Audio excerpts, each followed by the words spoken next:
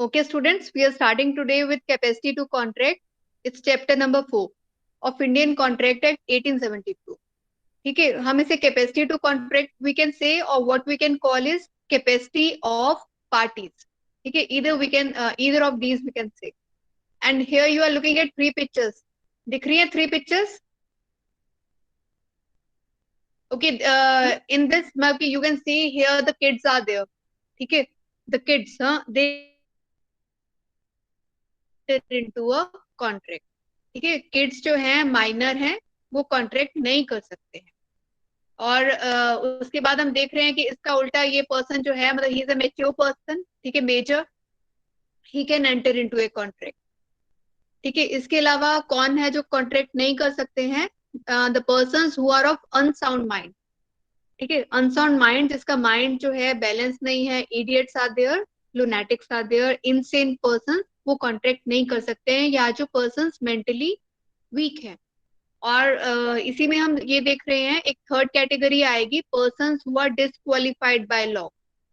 ठीक है, कि पर्संस जो हैं जो डिसक्वालीफाई किए गए हैं वो नहीं कर सकते, उनके अलावा बाकी लोग कर सकते हैं. तो कौन डिसक्वालीफाई किए गए हैं? जैसे पर्सन आपको दिख रहा है, कन्विक्ट, ठीक है, कैदी.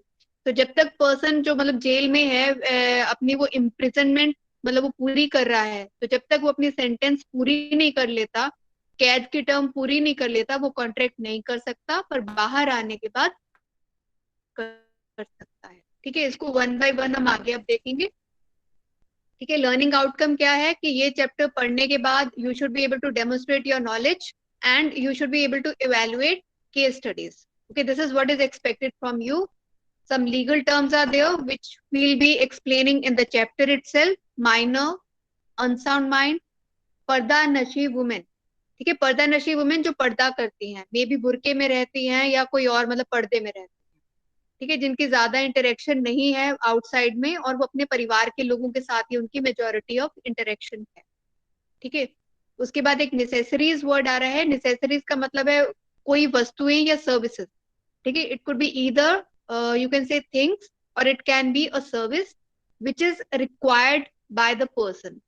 ठीक है, जो एक बेसिक मिनिमम है जो पर्सन के लिए रिक्वायर्ड है. जैसे एक स्टूडेंट के लिए क्या रिक्वायर्ड है? Education is required, training is required. ठीक है, और इसमें अगली टर्म है टॉर्ट्स. टॉर्ट्स का मतलब है सिविल रॉन्ग. ठीक है, कि सिविल रॉन्ग, चोरी करना, किसी की कोई चीज लेके तोड़फोड़ कर देना, हाँ, वापस समय पे नहीं करना, मतलब all these are considered to be as civil wrong, that is torts. ठीक है, so we are starting with the chapter capacity to contract. ठीक है, कैपेसिटी टू कॉन्ट्रैक्ट को हम कह सकते हैं competence to enter into a contract. ठीक है, सेक्शन 11 में दी हुई है. ठीक है, it's given under section 11 of the Indian contract act 1872. ठीक है, अब इसमें है मतलब हम कहें कि कौन से पर्सन हैं जो कॉन्ट्रैक्ट नहीं कर सकते हैं, तो इसका जो उल्टा होगा, opposite, those will be the persons who can enter into contract. ठीक है, तो कौन कॉन्ट्रैक्ट नहीं कर सकते हैं? कौन? माइनर. माइनर की जो जनरल डेफिनेशन है, जनरल डेफिनेशन में हम कहेंगे कि जो पर्सन 18 ईयर्स से कम है, चाहे वो एक दिन भी कम है, ठीक है, स्टिल वो कॉन्ट्रैक्ट नहीं कर सकता. ठीक है, तो माइनर कौन सा पर्सन है? जो 18 साल से कम उम्र का है, यानी कि जो 18 ईयर से अबव है, मेजर है. ठीक है, तो वो पर्सन कॉन्ट्रैक्ट कर सकता है. वो अगली स्लाइड पे देखेंगे. तो कौन नहीं कर सकते? Second is person of unsound mind. जिनका माइंड क्या है? साउंड नहीं है, यानी कि उनका माइंड बैलेंस नहीं है. ठीक है, मतलब कि वो छोटी मोटी चीजें भी जो है, मतलब कि रोजमर्रा की, मतलब कि वो चीजों को अंडरस्टैंड नहीं कर सकते हैं. So these are the people who cannot enter into a contract. और तीसरा क्या है? persons disqualified by any law to which they are subject. कि वो persons जो डिस्क्वालीफाई किए गए हैं किसी भी लॉ के द्वारा, ठीक है, जो लॉ उनके ऊपर एप्लीकेबल होता है. ठीक है, इसमें बेसिकली वो कन्विक्ट्स वाले हैं, वो डिस्क्वालीफाइड है, जो कैदी हैं वो डिस्क्वालीफाइड है. इसी में जो एम्बेसडर्स हैं, ठीक है, डिप्लोमेट्स हैं, वो भी कॉन्ट्रैक्ट नहीं कर सकते हैं. क्यों नहीं कर सकते? क्योंकि उनको एक प्रिविलेज मिली हुई है इंडिया में, क्योंकि इंडियन सिटीजन अगर उनके साथ कॉन्ट्रैक्ट करता है तो वो उन्हें कोर्ट में लेके नहीं जा सकता, क्योंकि उन्हें एक प्रिविलेज जो दी गई है, एज पर दैट प्रिविलेज उन्हें एक इम्यूनिटी मिली हुई है कि उन्हें इंडियन कोर्ट्स में उनको ट्रायल या उनको सू कोई नहीं कर सकता, लेके नहीं जा सकता। ठीक है। और कौन है disqualified? Alien enemies.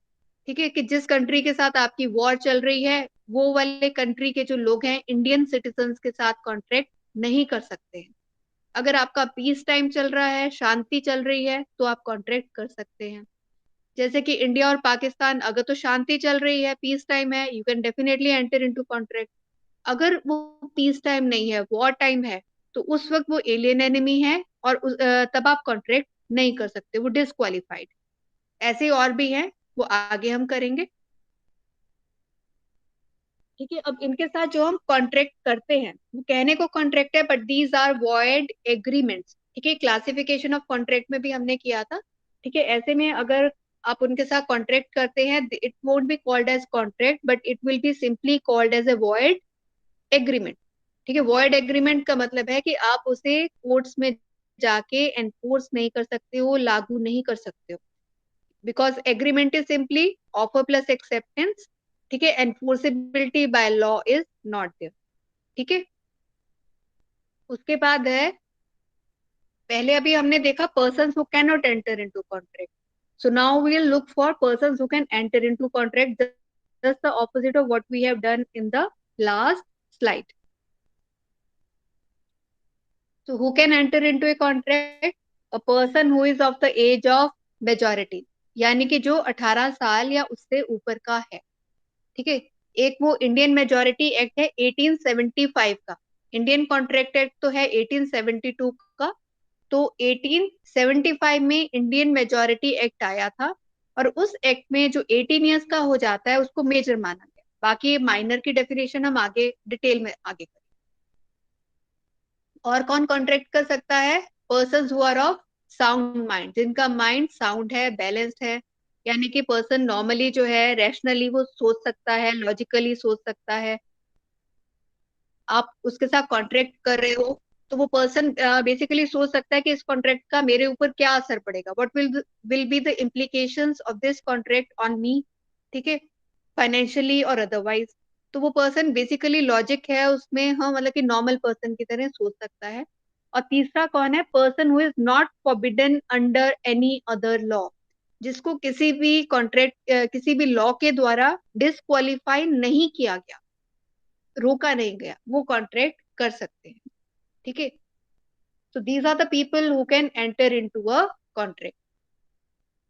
So we are starting with the minor. अब माइनर कौन है? ठीक है, माइनर हमने किया कौन पर्सन है जिसकी 18 साल से कम की उम्र।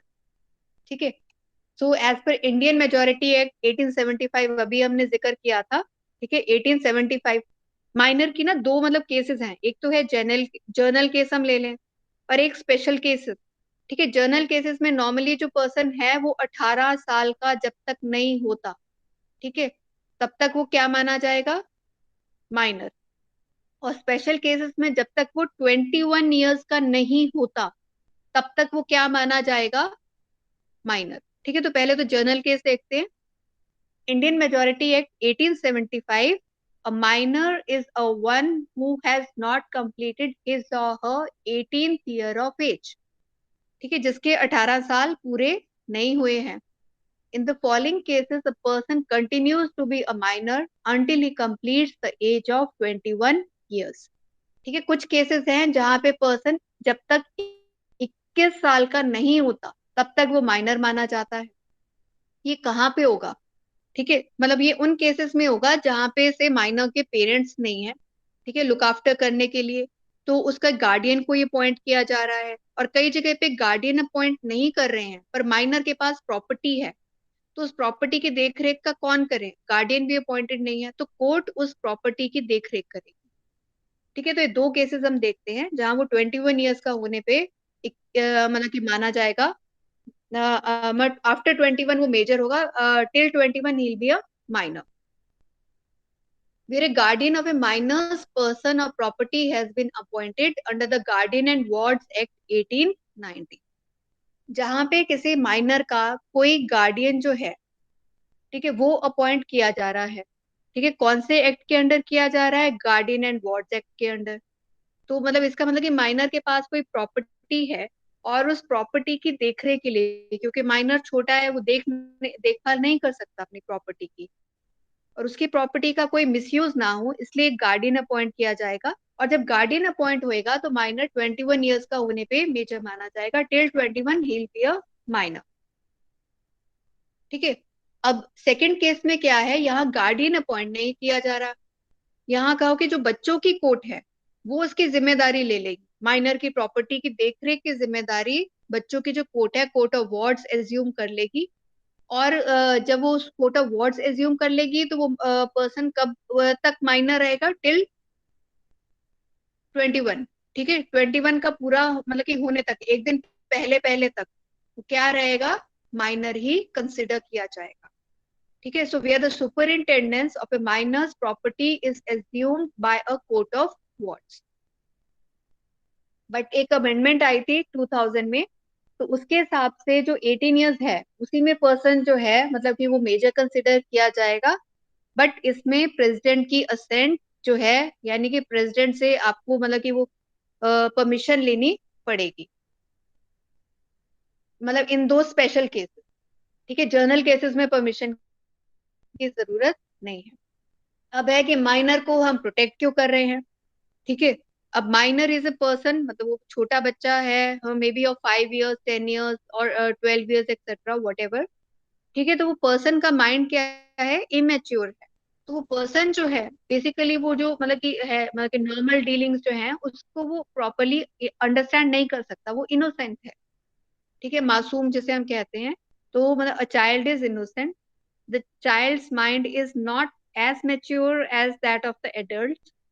उसका माइंड उतना मेच्योर नहीं है, इसलिए उसको एक सेफ्टी सिक्योरिटी कवर की जरूरत है। इसलिए कोर्ट जो है कि अगर कोई एग्रीमेंट माइनर के साथ करते हैं तो उसको वॉइड मानता है। ठीक है, माइनर का क्या माइंड है? इमेच्योर है and can't think what is good और बैड फॉर हिम। ठीक है, उसको नहीं मालूम है उसके लिए क्या सही है क्या गलत है।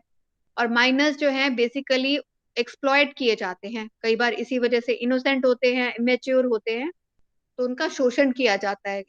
उनका शोषण ना हो इसीलिए ये एक्ट में उनको मतलब ये दिया गया है स्टेटस कि जो भी कोई एग्रीमेंट माइनर के साथ करेगा तो वो वॉइड होगा। अब है what happens to a contract with और बाय अ माइनर, कि आप एक माइनर के साथ अगर एक कॉन्ट्रैक्ट करते हो तो उसका क्या स्टेटस रहेगा? बेसिकली आप उसे कॉन्ट्रैक्ट कह रहे हो, बट लॉ में बेसिकली उसे हम क्या कहेंगे? It's will be an agreement, और वो भी कौन सा एग्रीमेंट? वॉइड। ठीक है, विच कांट बी इम्प्लीमेंटेड। ठीक है, विच इज नल एब इनिशियो। ठीक है, मतलब इसमें कॉन्ट्रैक्ट इज अ वॉइड एब, मतलब बेसिकली हम इसे लिखेंगे एग्रीमेंट इज वॉइड एब initio. It's a void agreement.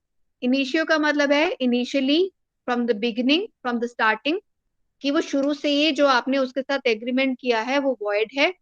ना ही माइनर और ना ही दूसरी पार्टी उसको लागू कर सकते हैं। Neither the other party nor the minor can enforce it. ठीक है, इसमें केस है मोरी बीबी वर्सेस धर्मोदास घोष। इसमें एक माइनर ने 20,000 रुपए उधार लिए एक पर्सन से, और उसके बदले में उसने क्या किया? अपनी एक प्रॉपर्टी थी वो गिरवी रख दी, मोर्टगेज कर दी। और वो बाद में क्या हुआ, माइनर ने 8,000 रुपए तो पे कर दिए उसे, पर कुछ समय के बाद वो मेजर हो गया। और फिर उसने कोर्ट में मतलब कि वो केस हो गया कि भाई उसे मतलब कि पेमेंट के लिए, कि उसे पेमेंट वापस मतलब मांगने के लिए। पर कोर्ट ने क्या डिसाइड किया? कोर्ट ने ये डिसाइड किया कि जो माइनर है उसके साथ जो भी एग्रीमेंट हुआ वो वॉइड है, और जो एग्रीमेंट वॉइड है उसे लागू नहीं किया जा सकता। यानी कि जो माइनर है उससे पेंडिंग पेमेंट नहीं मांगी जा सकती। हाँ, और इवन उसकी जो प्रॉपर्टी मोर्टगेज की हुई है, ठीक है, वो प्रॉपर्टी मोर्टगेज नहीं मानी जाएगी, यानी कि जिसने उसे पैसे उधार दिए थे, हाँ, उसकी वो जो मोर्टगेज है वो कैंसिल हो जाएगी और वो वैलिड नहीं है। ठीक है, स्लाइड में आगे इसकी डिटेल्स लिखी हुई हैं। ठीक है, इसमें क्या पॉइंट डिसाइड हुआ? N agreement with minor is absolutely void. Completely void है, टोटली वॉइड है। ठीक है, यानी लागू नहीं कर सकते हैं। इसमें माइनर ने क्या किया? बोरो किए 20,000 रुपए। ठीक है, अभी डिस्कस किया था। ठीक है, और सिक्योरिटी में उसने मोर्टगेज कर दी अपनी प्रॉपर्टी। और उसके कुछ समय के बाद वो मेजर बन गया, ठीक है। और उसके बाद उसने एक सूट फाइल किया, ठीक है, केस फाइल किया कि उसने ये केस फाइल किया, suit for the declaration that the mortgage executed by him during his minority was void and should be cancelled। कि जब वो मतलब माइनर था तो उस वक्त जो केस किया, मतलब कि प्रॉपर्टी उसने गिरवी रखी थी, तो वो सही नहीं है, ठीक है, वो वॉइड डिक्लेयर होनी चाहिए, उसको कैंसिल करना चाहिए। कोर्ट ने भी उसी के फेवर में दिया, माइनर के फेवर में। It was held that a mortgage by a minor was void and B was not entitled to repayment of money। और जो बी है वो रीपेमेंट के लिए एंटाइटल्ड नहीं है, ठीक है। बी अपने पेंडिंग पेमेंट या जितनी भी उसकी रहती है वापस नहीं मांग सकता, जिसने पैसे उधार दिए माइनर को। प्लस वो जो मोर्टगेज है वो भी वॉइड है, इनऑपरेटिव है। इसी से मतलब रिलेटेड है, मतलब पॉइंट कि minor can't be asked to refund the benefits receive. कि माइनर को अगर कोई बेनिफिट दे दिया गया है तो माइनर से वो बेनिफिट वापस नहीं मांग सकते, ठीक है। एक माइनर है, उसने क्या किया, जाके अपनी साइकिल एक दुकान पे बेच दी, ठीक है। वो दुकानदार को कहता कि 1000 रुपए में मैं बेच रहा हूँ। दुकानदार ने मतलब कि क्या किया, उसे मतलब लगा कि साइकिल की कंडीशन तो ठीक है, उसने 1000 रुपीज दिए और साइकिल ले ली। बच्चे ने बाहर जाके मतलब पार्टी पुटी कर ली, ठीक है, अपने पैसे दोस्तों को मतलब वो साथ खा पी गया। और शाम को जब घर गया तो माँ ने पूछा कि भाई साइकिल, कहता वो तो मैंने बेच दी। वो कहती कि माँ ने पूछा कि भाई ऐसे कैसे बेच दी, कि तुम तो बेच नहीं सकते इस तरह से। तो वो बेटे ने मतलब क्या किया, जाके उसने मतलब दुकानदार से वापस मांगी साइकिल, दुकानदार ने मना कर दिया। बट इन केस में अगर ये मैटर कोर्ट में जाता है तो उस केस में क्या होगा, कोर्ट क्या बोलेगी, कोर्ट ये नहीं कहेगी मतलब कि ये अंकल से वो साइकिल तो ले आया, अंकल 1000 रुपए मांगे वो देना, ठीक है। तो मतलब अगर कोर्ट में वो अंकल चले जाते हैं, ठीक है, वो पर्सन चले जाता है कोर्ट में, तो किसके फेवर में डिसीजन होगा, माइनर के, ठीक है। माइनर के फेवर में डिसीजन होगा, क्योंकि जो माइनर है वो 1000 रुपए देने के लिए अब वो बाउंड नहीं है। अगर वो 1000 रुपए देने के लिए बाउंड है फिर वो वॉइड एग्रीमेंट तो नहीं हुआ ना, देन वो क्या बन जाएगा, वैलिड हो जाएगा। तो मतलब कि और इसका मतलब है कि माइनर के ऊपर एक्शन ले सकते हैं। तो माइनर को अगर कोई बेनिफिट मिल गया है, ठीक है, तो उसको मतलब वो रिफंड करने के लिए हम नहीं कह सकते, minor can't be asked to refund the benefits receive, ठीक है, कि हम उसे रिफंड करने के लिए नहीं कह सकते। इसी को हम एक और वर्ड कह सकते हैं, रेस्टिट्यूशन, रीस्टोर करना, ठीक है। रेस्टिट्यूशन या रिस्टोर करना, कि अगर कोई माइनर के पास चीज चले गई है, उसने खा पी ली है, तो उसको रिस्टोर करने के लिए नहीं कहा जा सकता, ठीक है। पर इसमें क्या चीज है, हाउएवर इसमें पर इसकी एक जो कहो एक्सेप्शन क्या है, ठीक है। एक्सेप्शन इसकी ये है, minor can be a promisee और ए बेनिफिशियरी। अब ऐसे तो माइनर कई जगह पे क्या होगा कि उसे मतलब से माइनर के अगर पेरेंट्स नहीं है, उसे इंडिपेंडेंटली कई जगह पे काम करना पड़ता है, तो उसको कई चीजें अब इंडिपेंडेंटली हैंडल करनी पड़ेगी, बट लोग तो उसके साथ करेंगे नहीं। पर माइनर क्या हो सकता है कि कोई भी अगर एग्रीमेंट है कुछ है तो वो उसमें मतलब प्रोमिसी या बेनिफिशियरी हो सकता है। प्रोमिसी मतलब जिसके साथ प्रॉमिस किया गया, ठीक है। Promisor is one who is doing the promise and promisee is one with whom the promise is being done, ठीक है। तो माइनर प्रोमिसी हो सकता है या बेनिफिशियरी हो सकता है, यानी कि उसको बेनिफिट दिया जा रहा है तो वो बेनिफिट रिसीव कर सकता है, ठीक है। इसमें आगे केस है इंश्योरेंस कंपनी का, वो भी हम आगे देखेंगे, ठीक है। और इसी में माइनर क्या है, माइनर अगर मेजर हो जाता है, ठीक है। अगर हम मोहरी बीबी और धर्मोदास कोच वाला ही केस देखें, अब उसमें माइनर ने सोचा कि चलो मैं 18 का हो गया, तो अब ये जो मैंने एग्रीमेंट किया था इसको मैं रेटिफाई कर देता हूँ, अप्रूव कर देता हूँ आज की डेट में। पर जो एग्रीमेंट उसने माइनर रहते हुए किया था, वो सेम एग्रीमेंट को उसे रेटिफाई करने की अथॉरिटी नहीं है। Minor can not ratify even after attaining majority, वो नहीं कर सकता है। इसमें what about the situation where minor represents to be of the age of majority. अब वो क्या उस सिचुएशन में क्या होगा, अगर माइनर कहता है कि मैं 18 ईयर्स का हूँ, रिप्रेजेंट कर देता है, ठीक है, फ्रॉड से, झूठ मूठ जैसे भी कन्विंस कर देता है, कोई झूठा लाइसेंस दिखा देता है, कुछ भी मतलब ऐसे करके कोई डॉक्यूमेंट। ठीक है, और दूसरा पर्सन कन्विंस हो जाता है कि 18 ईयर्स का है, और वो उसके साथ कहो कि मतलब अपनी तरफ से तो कॉन्ट्रैक्ट कर रहा है, but actually it's a void agreement. तो यानी कि अगर माइनर ने मतलब किसी को मतलब किसी तरह से प्रूव कर भी दिया मेजर को, कि भाई मैं मेजर हूँ, मैं 18 ईयर्स से ऊपर हूँ, तो उस केस में क्या होगा, माइनर बाद में अपनी एज का बेनिफिट ले सकता है। ठीक है, minor can always plead his minority, उसको रोका नहीं जा सकता। अगर उसने मतलब कहो कि अपनी एज दिखा दी 18 साल की, दूसरा पर्सन कन्विंस हो गया, बट स्टिल वो माइनर जो है अपनी माइनॉरिटी को प्लीड कर सकता है। ये उसको एक मतलब कहो कि प्रिविलेज मिली हुई है, बट इसका वो गलत फायदा नहीं उठा सकता। अगर वो गलत फायदा उठाता है तो उस केस में कोर्ट जो है ऑर्डर्स दे सकती है। ठीक है, अब माइनर ने जो कोई सामान है खा पी गया, जैसे मैंने कहा कि 1000 रुपया उसने खा पी गया, ठीक है, कंज्यूम कर लिया, तो उस केस में उसे रिस्टोर करने के लिए नहीं कहा जा सकता। ठीक है, contract contract is still void. ठीक है, if benefits received can be traced in the same और altered form, minor liable to restore. ठीक है, अगर तो माइनर के पास वो बेनिफिट जो है, हाँ, कि किसी ना किसी फॉर्म में पड़े हुए हैं, वो 1000 रुपए का से कोई सामान खरीद के ले आया, ठीक है, अभी उसने कंज्यूम नहीं किया, तो वो वाला सामान वो लायबल है रिटर्न करने के लिए। ठीक है, बट उसने कहो कि अब खाने पीने की कोई चीजें ली और सारे वो खा पी गए, तो उस केस में उसकी रिस्टोर करने की जिम्मेदारी नहीं है। इसी में आगे है, minor is liable for necessaries supplied to him or any loan for necessaries to him or to any of his dependents। कि माइनर किसके लिए लायबल है, निसेसरीज। अब ये जो निसेसरीज वर्ड है ना, ये लॉ में कहीं पे भी कहो कि डिफाइन नहीं किया गया है, इसकी कोई डेफिनेशन नहीं है। अब वो निसेसरी का मतलब क्या है, कि जो चीज आपकी लाइफ को कंफर्टेबल बना रही है, ठीक है, जो चीज आपकी लाइफ में रिक्वायर्ड है। अब जो चीज मतलब ये डिपेंड करेगा कि वो माइनर का स्टेटस क्या है।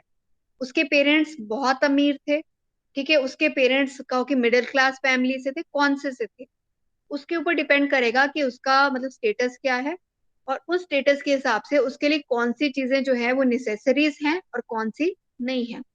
तो निसेसरीज के लिए वो माइनर जो है लायबल है, उसे पेमेंट करनी पड़ेगी। पर वो पेमेंट किसके लिए करेगा, इसमें कैसे होएगी पेमेंट, इसमें वो पेमेंट उसे पर्सनली वो लायबल नहीं है। अगर उसकी कोई प्रॉपर्टी है तो वो प्रॉपर्टी में से पेमेंट की जाएगी। ठीक है, मतलब द प्रॉपर्टी जो है कि उसमें से पेमेंट की जाएगी, the minor is still personally not liable. ठीक है, ये नेसेसरीज क्या हो सकती हैं, एजुकेशन, अगर बच्चा मतलब वो स्टूडेंट है, वो माइनर पढ़ रहा है, तो उसके इसमें एजुकेशन उसके लिए नेसेसरी है। स्कूल बस से आ जा रहा है, वो भी नेसेसरी है। ठीक है, तो इसके लिए अगर उसने कोई लोन वगैरह लिया हुआ है तो वो लोन की रीपेमेंट के लिए बाउंड है। ठीक है, उसे लोन रिटर्न करना पड़ेगा, और ये वाला लोन जो उसे रिटर्न करना पड़ेगा, पेमेंट कहाँ से होगी, आउट ऑफ हिज प्रॉपर्टी। ठीक है, और माइनर जो है मतलब कि वो उसको नेसेसरी सप्लाई की गई है या उसके डिपेंडेंट्स। अब ये डिपेंडेंट्स वाली बात मतलब ये ऐसे कहो कि माइनर के छोटे और भी भाई बहन हैं, हाँ, जो बड़ा भाई है वो छोटों की देखरेख कर रहा है, और तीनों के तीन ब्रदर सिस्टर हैं और तीनों माइनर हैं, तो उसे अपने छोटे भाई बहन की देखरेख करनी है, उनकी पढ़ाई का देखना है, उसके लिए लोन ले रहा है, then that particular minor is liable. ठीक है, बट जो मैंने आपको बताया यही स्लाइड में दिया है, however only property of the minor is liable if any, मतलब only properties of the minor if any shall be liable, कि वो प्रॉपर्टी में से पेमेंट की जाएगी, पर्सनल लायबिलिटी उसकी स्टिल नहीं होगी। ठीक है, यानी कि जो पर्सन उसको नेसेसरी सप्लाई कर रहा है, ही शुड एंश्योर कि उसकी प्रॉपर्टी कोई है जिसमें से पेमेंट हो जाएगी उसे। इसमें एक केस है नैश वर्सेस इनमैन। ठीक है, इसमें एक माइनर है, वो माइनर जो है उसके पास ना ऑलरेडी 10 कोट्स थे। ठीक है, 10 का मैं एग्जांपल दे रही हूँ। ठीक है, कि मतलब कि इसमें जो माइनर था उसके पास करीब 10 कोट थे, और वो 10 कोट उसकी मतलब उसके लिए सफिशियंट थे, मतलब उसको और कोट्स की जरूरत नहीं थी। पर उसने टेलर को एक और कोट का ऑर्डर दे दिया। ठीक है, और कोर्ट उसे ले लिया, लेकिन पेमेंट जो थी वो पेंडिंग रह गई। तो मतलब जब टेलर ने पेमेंट मांगी तो उसने माइनर ने नहीं दी, उसने कहा कि मेरे पास पेमेंट के लिए है नहीं पैसे। तो इस केस में कोर्ट ने क्या डिसाइड किया, क्योंकि उसके पास ऑलरेडी कितने कोर्ट्स थे, 10 कोर्ट्स थे। So the 11th court was not a necessity, वो नेसेसिटी नहीं थी। ठीक है, तो और हमने क्या कहा, minor is liable for necessaries. इधर ऊपर आप देखें, हम कह रहे हैं माइनर नेसेसरीज के लिए लाइबल, यानी कि 11th कोर्ट अगर वो नेसेसिटी नहीं है तो इसका मतलब then the minor is not liable to pay. तो उस केस में वो पेमेंट के लिए लाइबल नहीं है। ठीक है, अब हम इसी का आगे इफेक्ट पढ़ रहे हैं, इफेक्ट्स ऑफ माइनर्स एग्रीमेंट। ठीक है, इसके क्या क्या इफेक्ट हुए। सबसे पहला क्या है, हम कर चुके हैं, मतलब some of the points will be a repetition of what we have already covered. ठीक है, एन एग्रीमेंट विद और by a minor is void, कि कोई भी एग्रीमेंट अगर आप माइनर के साथ करते हो तो वो वॉइड है। मोरी बीबी वर्सेस धर्मोदास घोष, जो हम ऑलरेडी कर चुके हैं। ये भी हमने पॉइंट कर लिया था, नो रेटिफिकेशन, कि once a minor becomes a major, ठीक है, he cannot ratify the contract, he cannot ratify the agreement which he has entered when he was a minor. ठीक है, कि एक माइनर मेजर बनने पे भी जो एग्रीमेंट उसने माइनर होते होते किया था उसको रेटिफाई यानी कि उसको अप्रूव नहीं कर सकता। ठीक है, minor can be a promisee और ए बेनिफिशियरी। ठीक है, इसी का एक केस है कि माइनर प्रोमिसी हो सकता है, बेनिफिशियरी हो सकता है। इसमें है the general American insurance company limited versus Madan Lal Sonulal, ये केस है। इसमें है कि एक माइनर क्या करता है, एक इंश्योरेंस कंपनी से अपनी वो मतलब कि गुड्स का इंश्योरेंस करवा लेता है, सामान का, और वो गुड्स क्या हो जाती है, डैमेज हो जाती है। डैमेज हो जाती है तो वो इंश्योरेंस कंपनी में क्लेम फाइल करता है कि भाई मेरा क्लेम दो कि गुड्स वो डैमेज हो गई, इंश्योरेंस कवर मैंने लिया था। तो कंपनी ने क्या कहा कि भाई कि ये माइनर है, और क्योंकि ये माइनर है इसलिए एग्रीमेंट क्या है, वॉइड है, हमें पेमेंट करने की जरूरत नहीं है। लेकिन कोर्ट ने क्या डिसाइड किया, जब ये केस हुआ तो कोर्ट ने क्या डिसाइड किया कि भाई जो इस केस में माइनर है, माइनर बेनिफिशियरी है, उसने उसके लिए प्रीमियम दिया हुआ है। ठीक है, जब उसने प्रीमियम पे किया हुआ है तो वो एज ए बेनिफिशियरी बेनिफिट उठा सकता है, and the insurance company is suppose to settle his claim, कि इंश्योरेंस कंपनी को उसका क्लेम सेटल करना पड़ेगा।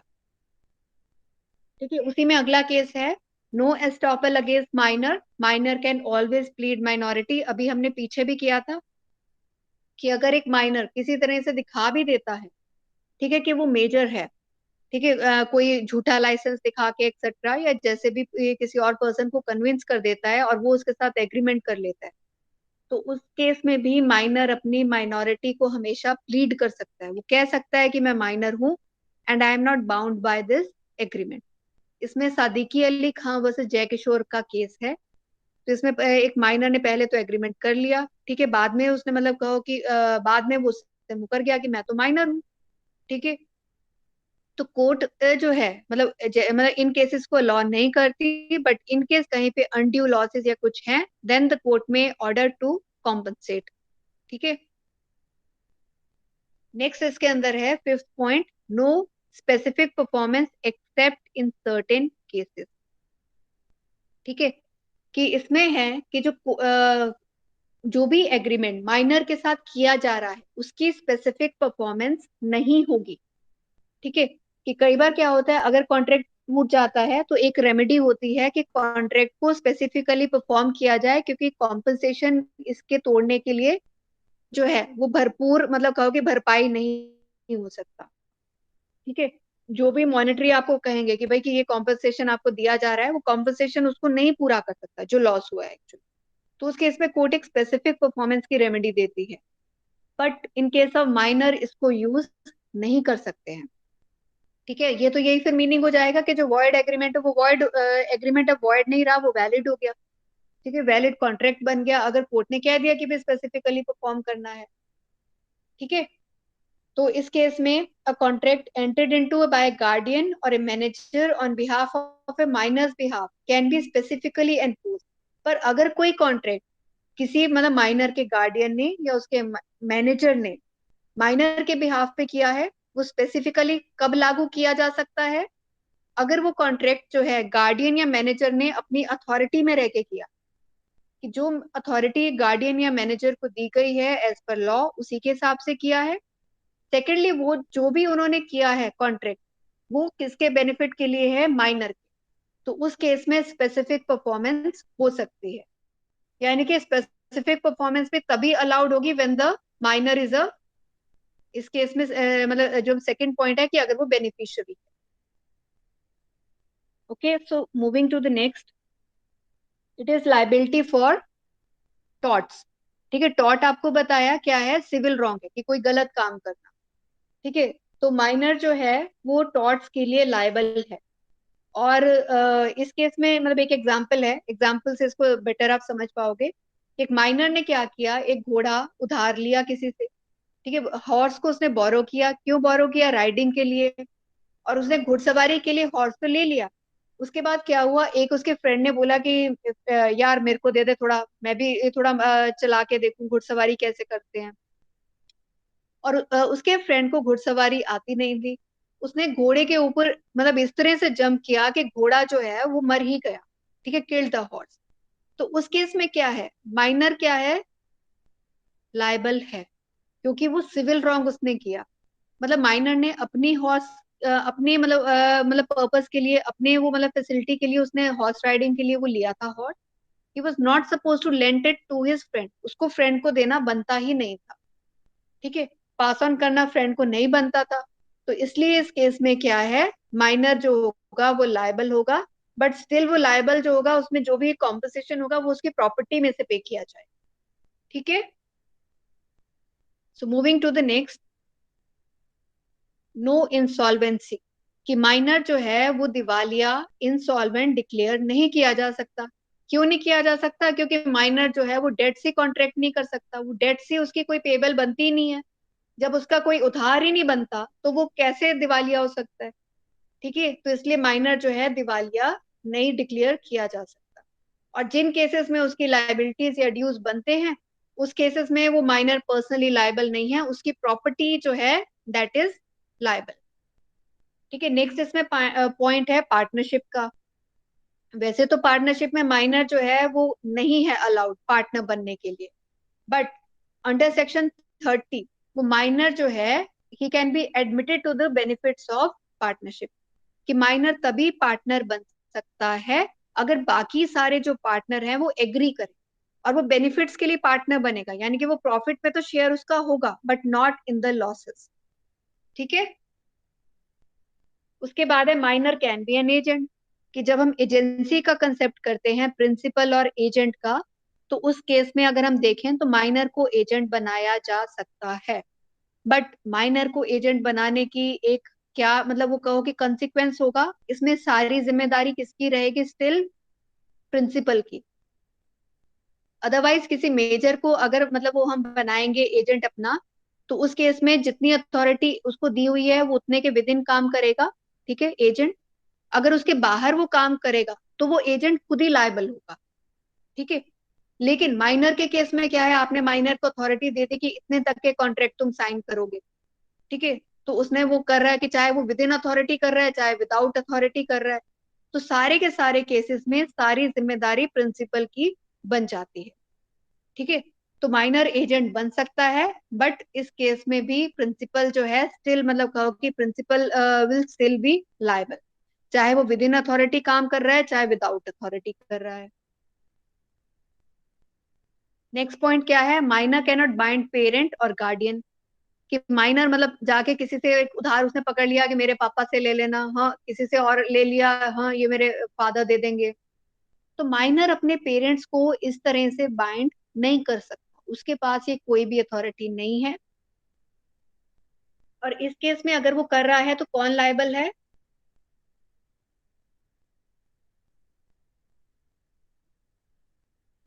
तो माइनर कैनॉट बाइंड पेरेंट और गार्डियन। माइनर अपने पेरेंट्स या गार्डियन को बाइंड नहीं कर सकता है अगर उसके पेरेंट्स या गार्डियन ने उसको कोई स्पेसिफिक अथॉरिटी दी हुई है तब वो बाइंड कर सकता है, अदरवाइज नहीं।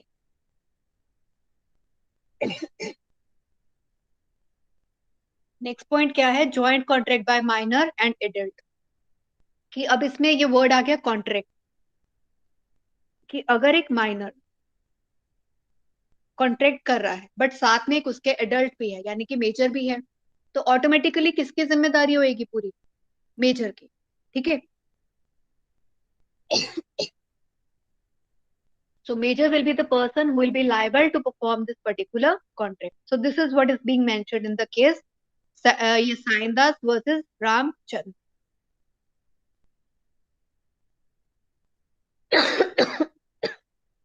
excuse me।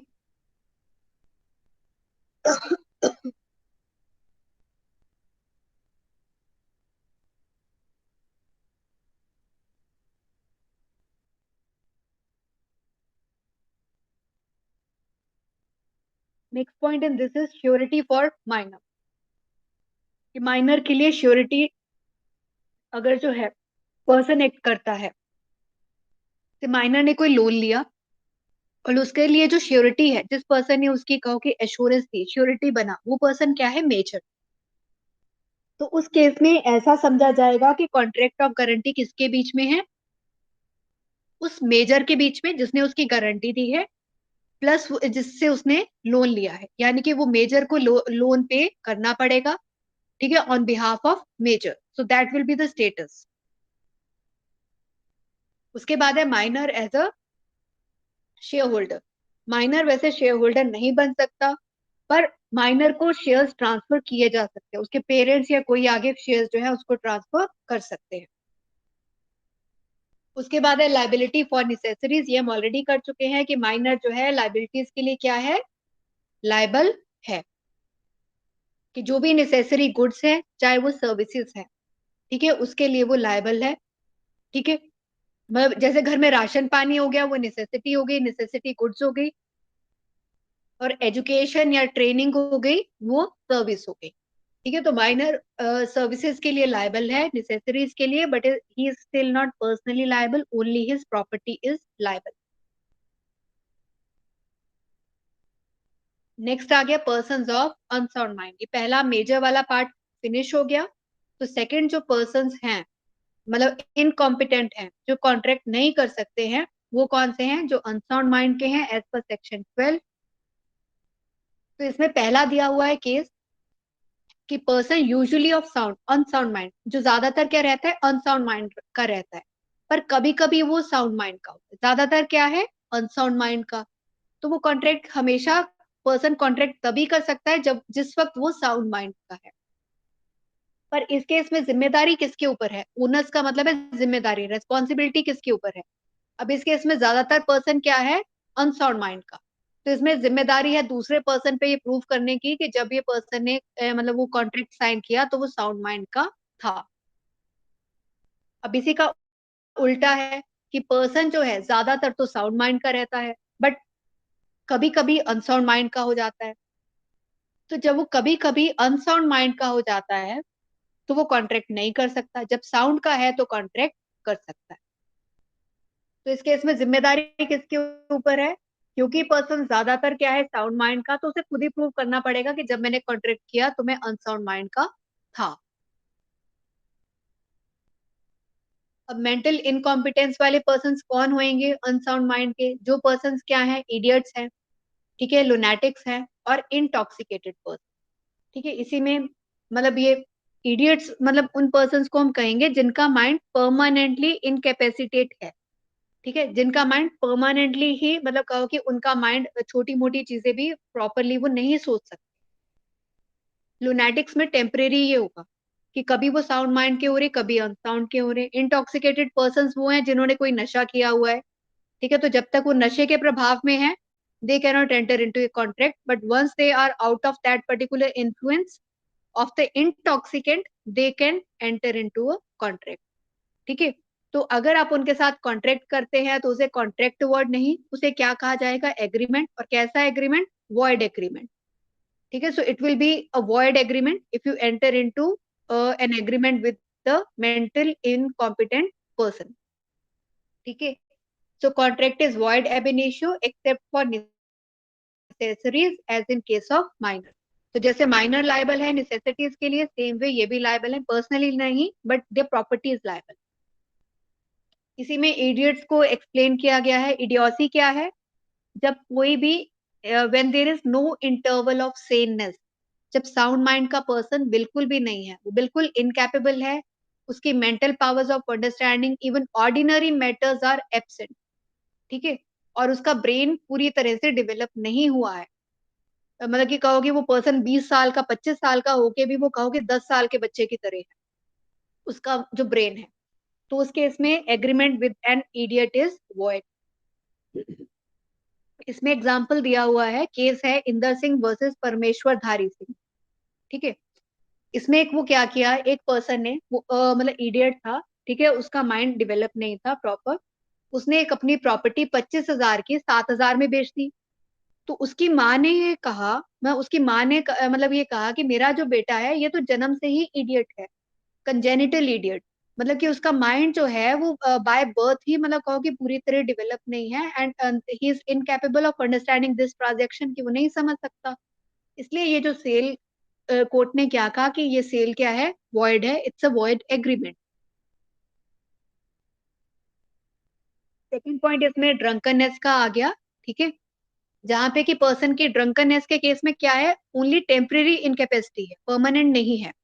इडियोसी में परमानेंट इनकेपेसिटी थी, तो इसमें टेम्परेरी इनकेपेसिटी है till the man is under the influence of intoxicant, जब तक वो नशे के अंदर है, उसका माइंड जो है वो इम्पोर्टेंट है, यानी कि पावर उसकी नहीं है सोचने समझने की, और वो किसकी तरह बन गया फिर, he is on the same footing as lunatic, ठीक है, तो वो लुनेटिक की तरह हो गया, ठीक है। लुनेटिक में क्या है, लुनेसी और इंसेनिटी क्या है, ये डिजीज है ब्रेन की, और इस केस में जो लुनेटिक है loses the use of his reason due to some mental strain or disease, वो रीजनिंग पावर अपनी लूज कर देता है, मेंटल स्ट्रेन, कोई दिमाग पे कोई बहुत ज्यादा कहो कि स्ट्रेसफुल कोई इवेंट लाइफ में हुआ मे बी उस वजह से, या कोई बीमारी की वजह से।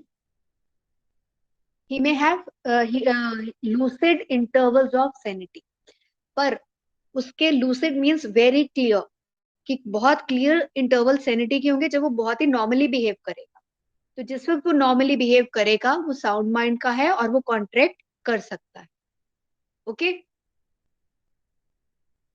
हिप्नोटिज्म में भी किसी को हिप्नोटाइज किया हुआ है, तो जब तक उसे हिप्नोटाइज किया हुआ है तो उसकी टेम्परेरी इनकेपेसिटी है, जब वो उससे बाहर आ गया तो वो कॉन्ट्रैक्ट कर सकता है। ऐसे मेंटल डिके कि जैसे जैसे कई वो उम्र बढ़ने से क्या होता है कि कई लोगों के ब्रेन की कैपेसिटी कम हो जाती है, तो उस वजह से मेंटल डिके है, तो वो पर्सन जब तक मेंटल डिके है तो वो कॉन्ट्रैक्ट नहीं कर सकते। इसी में आगे third category, person disqualified from contracting by any other law, ठीक है, कि कौन से पर्सन है जो किसी भी लॉ के द्वारा डिस्क्वालिफाई किए गए।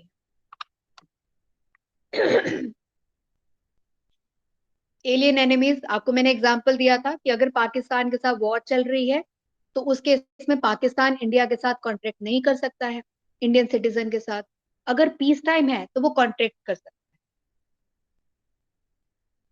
उसके बाद ये फॉरेन सोविनियर्स का भी आपको बताया था, एम्बेसडर्स, डिप्लोमेट्स, कि इनको एक प्रिविलेज दी गई है, एक इम्यूनिटी दी गई है इंडिया में, कि इंडियन कोर्ट्स में इन्हें आप ट्रायल के लिए लेके नहीं जा सकते, यानी कि मतलब इनको एक प्रॉपर प्रिविलेज मिली हुई है, और इंडियन सिटीजन अगर इनके साथ कॉन्ट्रैक्ट करता है तो वो अपने रिस्क पे कर रहा है, ठीक है, तो क्योंकि वो उन्हें कोर्ट में लेके नहीं जा सकता। तो इसलिए फॉरेन सोविनियर्स दे आर डिस्क्वालिफाइड। इंस्टॉलमेंट कौन है, जो दिवालिया हो गए, वो कॉन्ट्रैक्ट नहीं कर सकते क्योंकि उनके पास अपनी प्रॉपर्टी अब है ही नहीं। उनकी प्रॉपर्टी किसके पास है, उनकी प्रॉपर्टी है ऑफिशियल रिसीवर या असाइनी के पास, ठीक है। तो जब तक वो दिवालिया है वो नहीं कर सकते, जब वो मतलब सॉल्वेंट हो जाएंगे then they can definitely enter into contract. Convict, हम कहेंगे सजा याफ्ता मुजरिम, ठीक है, कि जो मतलब अंडरगोइंग इम्प्रिजनमेंट, कि जो पर्सन इम्प्रिजनमेंट यानी कि सजा भुगत रहा है जेल में तब तक नहीं कर सकता कॉन्ट्रैक्ट, पर जेल से बाहर आने के बाद कर सकता है। कॉरपोरेशंस का मतलब है कंपनीज, ठीक है, कंपनीज जो है वो आर्टिफिशियल पर्सन है, और मतलब कि as per Indian contract act जो है वो पर्सनल नेचर के कॉन्ट्रैक्ट नहीं कर सकती हैं। मैरिड वुमेन, ठीक है, मैरिड वुमेन वैसे डिस्क्वालिफाइड नहीं है, वो मतलब कि मैरिड वुमेन जो इंडिपेंडेंटली सारे काम बाहर अंदर के सब करती है, they can definitely enter into contracts. ठीक है, इसमें एक ना बेटा पर्दा नशी वुमेन का रह गया है। ठीक है, वो पर्दा नशी वुमेन का मतलब बेसिकली ये है कि जो लेडीज पर्दे में रहती हैं, ठीक है, यानी कि वो आउटसाइड वर्ल्ड के साथ ज्यादा डील नहीं करती, वो बहुत ही सिक्लूडेड एनवायरनमेंट में रहती है, क्योंकि उनके सिर्फ अपने घर के फैमिली मेंबर्स के साथ कहो कि बातचीत हो रही है, तो उस केस में क्या है कि वो जो पर्दा नशी वुमेन है वो कॉन्ट्रैक्ट नहीं कर सकती है, क्योंकि उन्हें मतलब वो बेसिकली उनका भी माइंड कैसा हो जाएगा, they are not able to understand the transaction. लेकिन अगर कोई लेडी पर्दा करती है बट स्टिल वो कहो कि अपने घर पे वो टेनेंट्स रख रही है, हाँ, जाके बैंक में पैसे जमा कराती है, कचहरी में जाती है, रेलेवेंट डॉक्यूमेंट बनवाती है, देन उस केस में जो पर्दा नशी वुमेन है उसको वो पर्दा नशी की वजह से मतलब वो स्पेशल स्टेटस जो है फिर वो नहीं मिलेगा, उसे नॉर्मल पर्सन की तरह ही डील किया जाएगा। Okay, so thank you. So this particular chapter is over.